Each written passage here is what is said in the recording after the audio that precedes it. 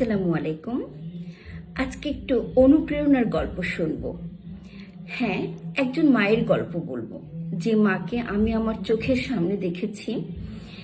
তিনি ওনার চারপাশের পরিবেশটি ওনার জন্য এতটা নেগেটিভ ছিল যে প্রতিটি পদে পদে তাকে বিভিন্ন ধরনের ব্যারিয়ার্সকে ফেস করে তার বাচ্চাদের জন্য একটি যুদ্ধক্ষেত্র তৈরি করতে হয়েছে।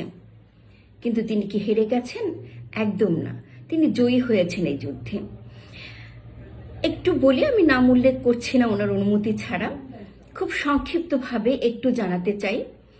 ওনার দুটো বাচ্চাই ডিসেবিলিটি, ইভেন ফিজিক্যাল ডিসেবিলিটির অন্তর্ভুক্ত। ডায়াগনোসিসটি কনফার্ম ছিল, যেমন কোথাও এসছে মোটর নিউরন ডিজিজ, কোথাও এসছে মাস্কুলার ডিস্ট্রফি এবং সামওয়্যার সেরিব্রাল পালসি। বাট আমার কাছে যেটা মনে হয়েছে যে তার মাল্টিপল কন্ডিশনস প্রেজেন্ট ছিল তাদের ভেতরে। তো যাই হোক, কজেস হিসেবে বিভিন্ন স্পেশালিস্ট বিভিন্নভাবে এক্সপ্লেন করেছেন, আমি সেখানে না গেলাম। বাট তাদের বুদ্ধিমত্তা, দ্যাট মিনস মানসিক বিকাশ সম্পূর্ণভাবে ভালো ছিল এবং চলাফেরাও তাদের অনেক বছর পর্যন্ত, একটা নির্দিষ্ট এজ পর্যন্ত তাদের মাসেল পাওয়ার ঠিক ছিল, মুভমেন্ট ঠিক ছিল, জয়েন্ট স্টিফনেস তখনও ডেভেলপ করেনি, স্কুলে যেতে পারত। ইভেন লেখাপড়ার জন্য তাদের যে বুদ্ধিমত্তা, মেধা, তাদের যে বিকাশ দরকার, অ্যাবসোলিউটলি ওয়াজ রাইট, স্টিল এই জায়গাটিতে তাদের কোনো ব্যারিয়ার্স নেই কিংবা কোনো প্রবলেম নেই। প্রবলেমটি যেখানে আমাদেরকে ফেস করতে হয়েছে সেটা হচ্ছে সামাজিকতা, সেটা হচ্ছে কমিউনিকেশন, সেটা হচ্ছে মানুষের মন মানসিকতা, সেটা হচ্ছে সমাজের অ্যাকসেপ্টেবিলিটি এবং অ্যাক্সেসিবিলিটি অফ দ্য সোসাইটি। এই জায়গাগুলোতে উনি প্রতিটা মুহূর্তে প্রবলেম ফেস করেছেন, প্রতিটা মুহূর্তে বাধাপ্রাপ্ত হয়েছেন। তাকে সেই জায়গাগুলোকে যুদ্ধ করে জয় করতে হয়েছে।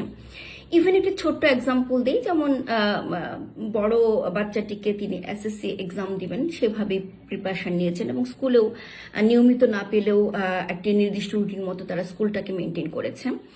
স্কুল যখন ফর্ম ফিল আপ করার সময় হলো তখন তাকে অনুমতি দিচ্ছিল না। সেই জায়গাটিতেও উনি রুখে দাঁড়িয়েছেন নিয়মের বাইরে এবং নিয়মকে প্রতিরোধ করার জন্য, বাচ্চার অধিকারকে সংরক্ষিত করার জন্য, তার এসএসসি এক্সামটিকে শিওর করার জন্য। অনেক টিচার্স বলেছে যে আমরা স্পেশাল বাচ্চা কিংবা যাদের ফিজিক্যাল ডিসেবিলিটির অন্তর্ভুক্ত তাদের জন্য আমাদের এখানে নিয়ম নেই, কিংবা একটি বাচ্চার জন্য সব ব্যবস্থা করতে আমাদেরকে অনেক রুলস রেগুলেশনসের ভেতরে যেতে হয়। সেই জায়গাটিতে তিনি যুদ্ধ করেছেন এই নিয়মের ভেতরে থেকে এবং তাদেরকে বোঝানোর চেষ্টা করেছেন, তাদেরকে এক্সপ্লেইন করেছেন যে অন্য 10টি বাচ্চার যদি এই অধিকার থেকে থাকে আমার বাচ্চার না কেন, অন্য 10টি বাচ্চা যদি এসএসসি এক্সাম দিতে পারে আমার বাচ্চাটি নয় কেন, অন্য 10টি বাচ্চার যদি এই অধিকার থেকে থাকে আমার বাচ্চার নয় কেন। এটা আমি খুব সহজভাবে হয়তো বা বললাম, কিন্তু ওনাকে কিন্তু অনেক প্রতিরোধকে, অনেক বাধাকে, অনেক বিপত্তিকে, even though from her family, এগুলোকে অতিক্রম করে সমাধান করে তাকে সামনের দিকে এগিয়ে যেতে হয়েছে। এবং আমি মনে করি তিনি একজন রত্নগর্ভা মা, আমি মনে করি তিনি একজন সফল মা, আমি মনে করি তার যুদ্ধটা হারিয়ে যায়নি, আমি মনে করি তার এই যে যুদ্ধটা ছিল তার পাশে আমাদের থাকা উচিত এবং আমরা থাকব। কথা দিচ্ছি একজন মাকে, কথা দিচ্ছি মাদেরকে, আমাদের যতটুকু সামর্থ্য আছে, আমাদের যতটুকু শক্তি আছে, আমাদের যতটুকু মেধা আছে, আমাদের সামাজিকতার সকল ব্যারিয়ারকে পেরিয়ে আমরা একদিন আলোর পথ দেখব। ধন্যবাদ আজকের জন্য।